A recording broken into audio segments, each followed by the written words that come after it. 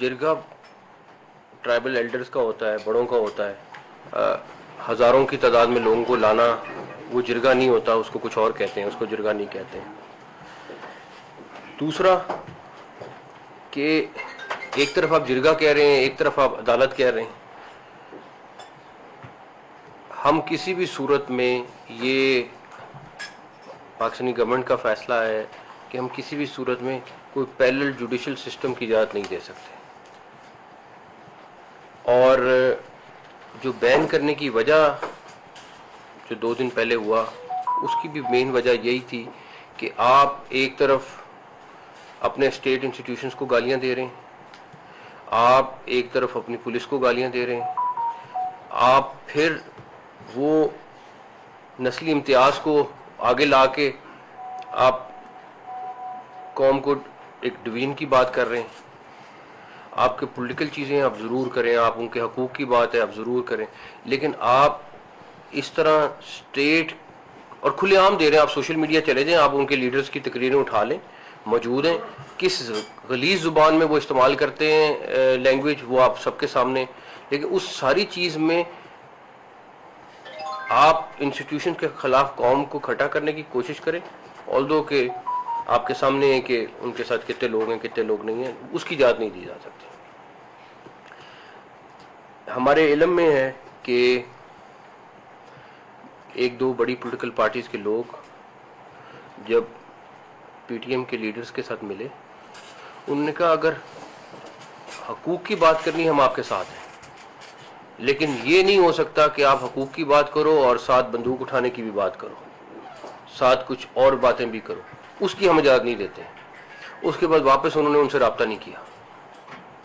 लोगों ने समझाने की कोशिश की, उन्होंने कहा हकूक़ की बात है तो हम सब मिलकर बात करते हैं, और आज भी अगर हकूक़ की बात है तो गवर्नमेंट बैठने को तैयार है उन लोगों के साथ जो सिर्फ हकूक़ की बात करते हैं और तरीके से करते हैं। चाहे बलूचिस्तान है, चाहे KPK है, चाहे कहीं और है, किसी का छोटा इशू है, कहीं पे मछेरों के इशू हैं बलूचिस्तान में, उनके भी हकूक़ की बात है। तो हर एक का अपना अपना, छोटे से लेकर बड़े लेवल तक हर एक चीज़ हो सकती है।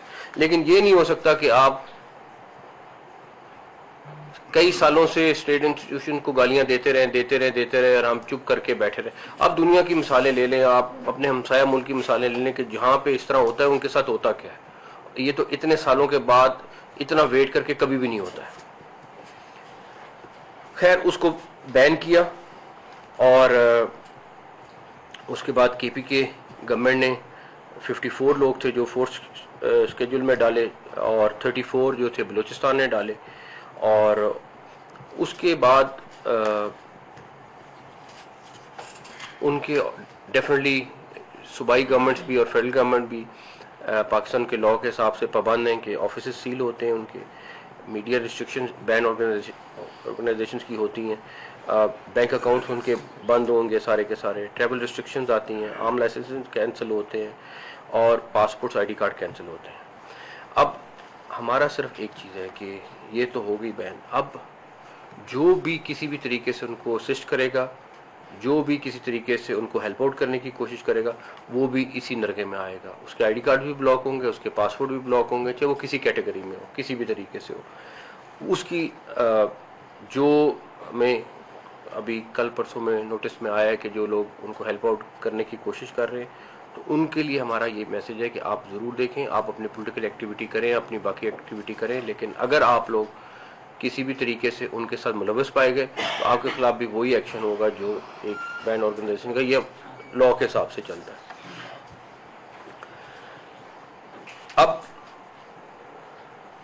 आपको मैं सिर्फ उनका 3 दिन का प्लान जो है आगे करने आपको दिखाता हूँ। अभी इसमें आप देखें कि ये पाकिस्तान में इस तरह के प्लान मुरतब नहीं हुए। ये डेफिनेटली आपको क्लियर कट है कि ये बड़ी प्लानिंग के साथ, बड़े तरीके के साथ आप कौम को किस साइड पे लेके जा रहे हैं और क्या करना चाह रहे हैं, ये बड़ा आपको क्लियर नजर आएगा। आपको सिर्फ ये पता हो कि जो इनकी डॉक्यूमेंट्रीज बन रही हैं वो बाहर की कंपनीज ने बनाई हैं, और जो उनकी फंडिंग है उसके कुछ एविडेंसेस हम आपको अगले दिनों में शेयर भी करेंगे। और बड़ी कंपनीज को हायर किया गया है, उनसे वो डॉक्यूमेंट्रीज बनवाई गई हैं, उनके साथ एक पूरा का पूरा 3 महीने से इनके ऊपर वर्किंग जारी थी, सारा कुछ है।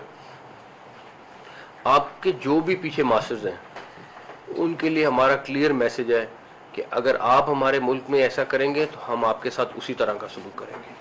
फिर हमारे से वो तवक्को ना करें कि आप हमारे मुल्क में इस तरह की फसाद कराने की कोशिश करेंगे और हम खामोश रहेंगे। और जो फसादी हैं उनके लिए भी यही मैसेज है कि किसी तरीके से उसके लिए माफ़ी नहीं होगी।